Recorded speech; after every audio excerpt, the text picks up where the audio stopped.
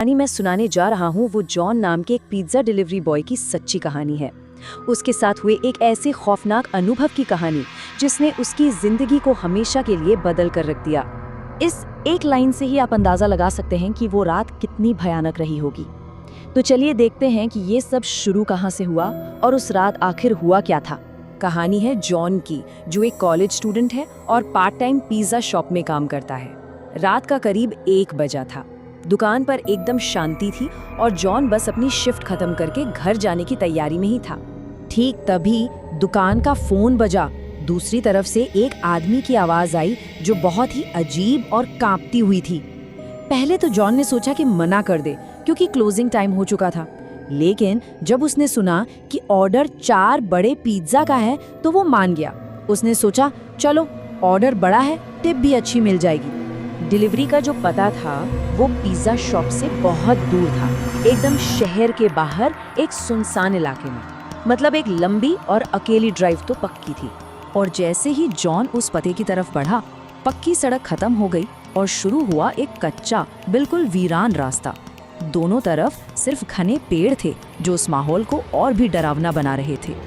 और अंधेरा अंधेरा इतना घना था कि पूछो मत। रास्ते में एक भी स्ट्रीट लाइट नहीं थी। चारों तरफ था तो बस घना अंधेरा और जॉन की बाइक की हेडलाइट की रोशनी। आखिरकार जॉन उस पते पर पहुंच ही गया। वो एक बहुत ही पुरानी और अजीब से दिखने वाले घर के सामने खड़ा था। घर की एक भी लाइट नहीं जल रही थी, कोई हलचल नहीं। ऐसा लग रहा था जैसे वहां सदियों से कोई रहता ही ना हो। जॉन उस घर को देखकर इतना घबरा गया कि उसने सोचा भाड़ में जाए ऑर्डर, मैं वापस जा रहा हूँ।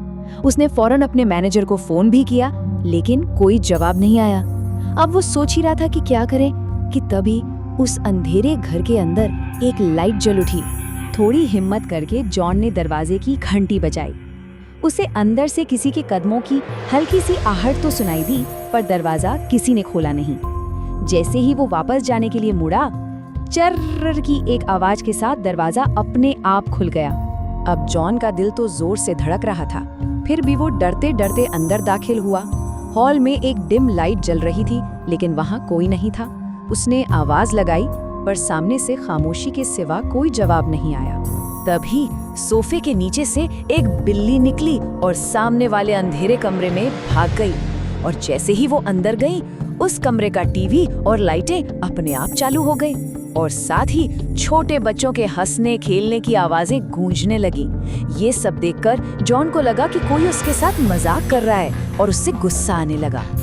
गुस्से में जॉन ये पूछने के लिए उस कमरे में गया कि ये क्या मजाक चल रहा है, लेकिन अंदर जो उसने देखा, उसे देखकर उसके पैर वहीं जम गए। बिस्तर पर 2 छोटी लड़कियां बैठी थीं जो बिना पलक झपकाए बस उसे घूर रही थीं। जॉन ने अपनी घबराहट को छुपाते हुए उनसे बात करने की कोशिश की, लेकिन उन दोनों लड़कियों ने कोई जवाब नहीं दिया, बस वहीं बैठी रहीं, खामोश और उसे घूरती रहीं। और फिर वो हुआ जिसने जॉन के रोंगटे खड़े कर दिए।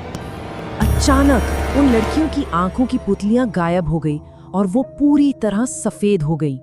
उनकी वो खामोशी एक भयानक डरावनी हंसी में बदल गई और दोनों ने उस कमरे के दरवाजे की तरफ इशारा किया जो जॉन के ठीक पीछे था। जैसे ही जॉन पीछे पलटा, उसके होश उड़ गए। उसके ठीक पीछे एक भयानक औरत खड़ी थी। जॉन के हाथ से पिज्जा के डिब्बे नीचे गिर पड़े और वो बस अपनी जान बचाने के लिए दरवाजे की तरफ भागा। वो जैसे तैसे अपनी बाइक तक पहुंचा, उसे स्टार्ट किया और वहां से निकल भागा, लेकिन किस्मत ने भी उसका साथ छोड़ दिया। कुछ ही दूर जाने पर उसकी बाइक अचानक बंद पड़ गई। उसने उतरकर देखा तो टायर पंक्चर था। जब उसने डर के मारे बाइक के शीशे में पीछे देखा तो उसके पैरों तले जमीन खिसक गई। वो औरत और वो दोनों बच्चियां धीरे धीरे उसी की तरफ आ रही थीं। जॉन बाइक वहीं छोड़कर अंधेरे जंगल की तरफ दौड़ने लगा। जॉन ने दौड़ते दौड़ते पुलिस को फोन किया और मदद मांगी। कुछ देर बाद जब उसे पुलिस के सायरन की आवाज सुनाई दी, तब जाकर उसकी जान में जान आई। वो अपनी बची खुची हिम्मत जुटाकर वापस अपनी बाइक की तरफ भागा, जहां पुलिस पहुंच चुकी थी। जॉन ने पुलिस को सब कुछ बताया और उन्हें उस घर तक ले गया। पुलिस ने घर की तलाशी ली, लेकिन उन्हें एक जंगली बिल्ली के अलावा वहां कोई नहीं मिला। कुछ भी नहीं। घर पूरी तरह खाली था। अगली सुबह जॉन को जो पता चला उसने उसे पूरी तरह से हिलाकर रख दिया। सारी कहानी इस एक नंबर के इर्द गिर्द घूमती थी, 3। उसे पता चला कि वो घर पिछले 3 सालों से खाली पड़ा था। 3 साल पहले उस घर में एक औरत अपनी 2 छोटी बेटियों के साथ रहती थी, जिनकी उसी घर में बेरहमी से हत्या कर दी गई थी। अब जॉन समझ गया था कि उस रात उसने उन तीनों की आत्माओं को देखा था। इस भयानक हादसे के बाद जॉन ने वो नौकरी तुरंत छोड़ दी, लेकिन जब भी वो उस रात को याद करता है तो आज भी बुरी तरह कांप उठता है। मगर एक सवाल हमेशा के लिए अनसुलझा रह गया। एक ऐसा सवाल जो शायद इस कहानी से भी ज्यादा डरावना है। आखिर वो पिज्जा ऑर्डर किया किसने था?